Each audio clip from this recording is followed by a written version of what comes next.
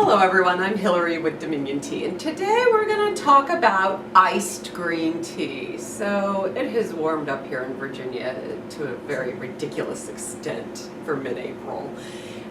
So it's time to talk iced tea. So why iced green tea? Well, first of all, this is a wonderful way to consume green tea, and I know that's kind of a funny thing to think about. Most Americans drink black iced tea. That's what was in the original tea bags in the early 1900s. That has been a staple in the U.S. culinary scene for over 100 plus years now. Why green tea? Well, because you can. It's refreshing. It's got a cleaner finish.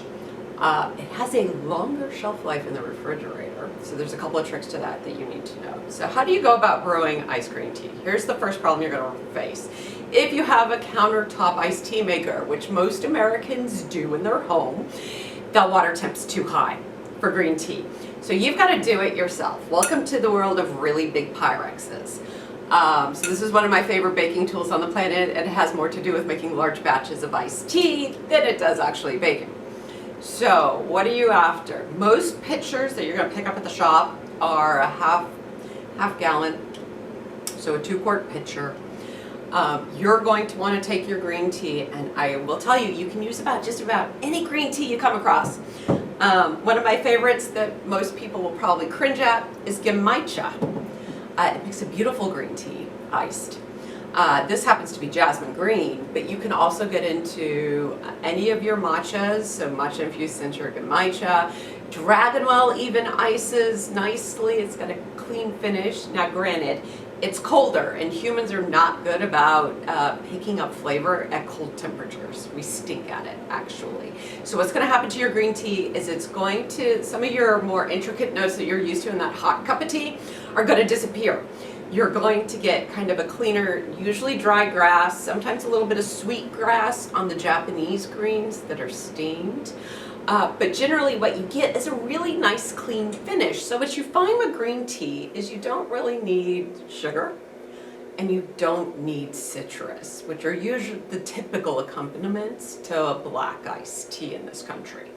And so what you want to do is brew your green tea like you would hot, concentrate it. So what do I mean by that? If you're going to make yourself, this is my standard cup of iced tea, which is ridiculously big, I will admit. It's 24 ounces. So you're going to want to concentrate your hot liquid down in your tea. You're going to want enough tea for the 24 ounces, but your hot water is going to be half. The other half is going to be the ice in your cup.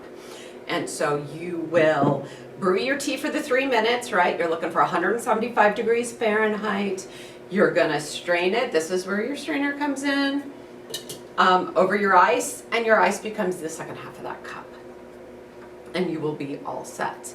And so a couple of things about the green tea: keep it refrigerated. If you do keep it out on the countertop, it is going to oxidize on you pretty much within a day.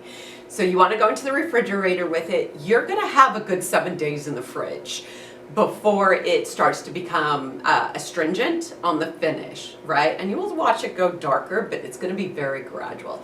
Quite frankly, not a single pitcher of iced tea survives in my house 7 days, probably more like 2 on the long side. And I imagine for most of you who are avid tea drinkers, that's going to be the same in your world as well.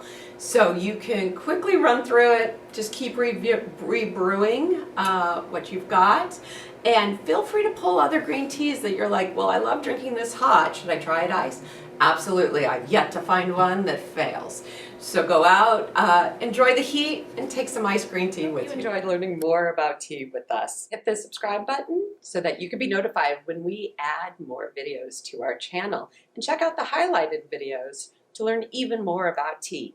And last but not least, you can check out all of the teas we talk about in our videos at dominiontea.com.